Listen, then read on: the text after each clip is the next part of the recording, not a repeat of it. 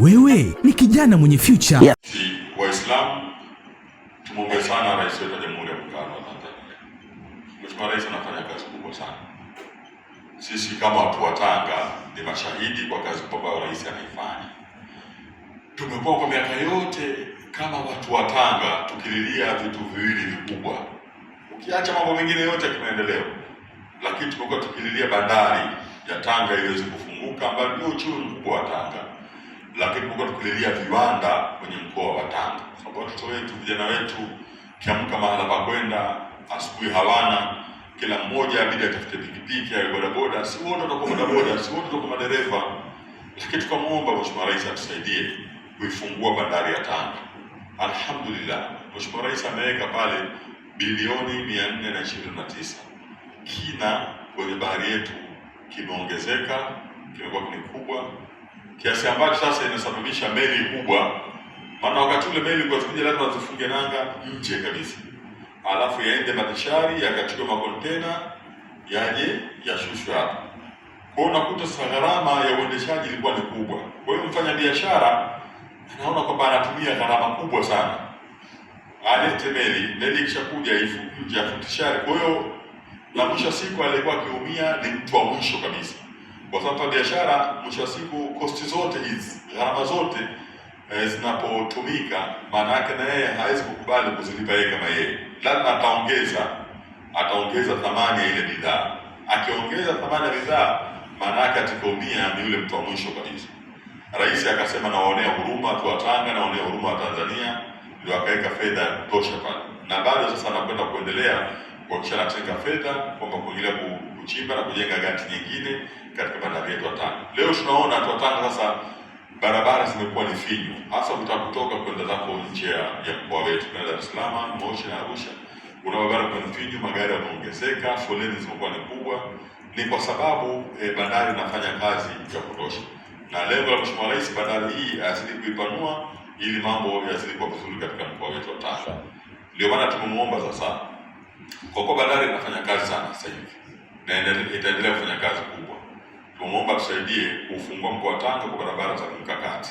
Barabara ya kutoka Tanga kwenda Morogoro, kwa maana kutokea pale Handeni kupitia eneo la Mzia mpaka mkoa wa Morogoro.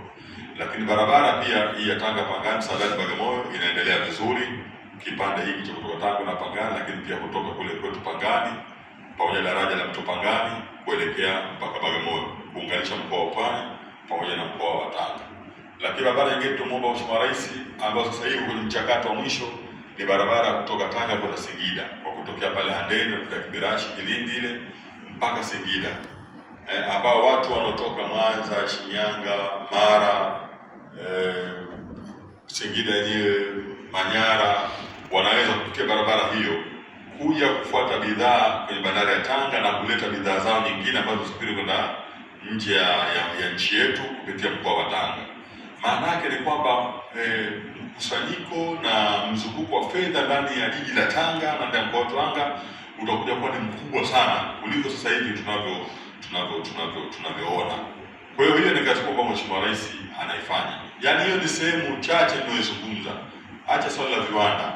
Sasa sisi ndio tunajua kama viongozi, ndio maana tumetenga maeneo ya EPZA, ndio tunawaambia wananchi wenzetu haya maeneo tunayalinda sana. Kwa sababu sisi wawekezaji wa ndani na nje ya nchi yetu wanataka kuja kuwekeza viwanda vikubwa katika jiji hili la Tanga. Kwa hiyo tukiwa na viwanda vya kutosheleza, maana yake watoto wetu, vijana wetu asubuhi wakiamka, kila mmoja anafanya kazi katika viwanda hivi. Vipo viwanda vya zamani, jitihada kubwa inafanyika kwenda kuvifufua, lakini na vipi navyo kuhakikisha kwamba tunaendelea kujenga viwanda vipya katika Tanga.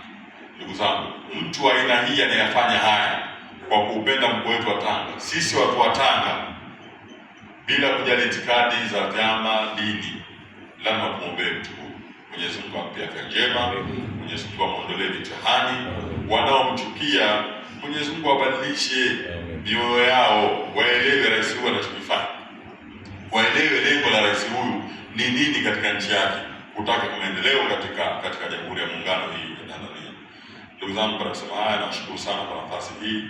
Sisi shida ya wanasiasa, ukishatupa hizi maiki tunaziona kama kodi, ndio kufika saa 10 hapa. Assalamu alaykum wa rahmatullahi wa barakatuh. Usisahau kusubscribe YouTube channel yetu MP Online TV.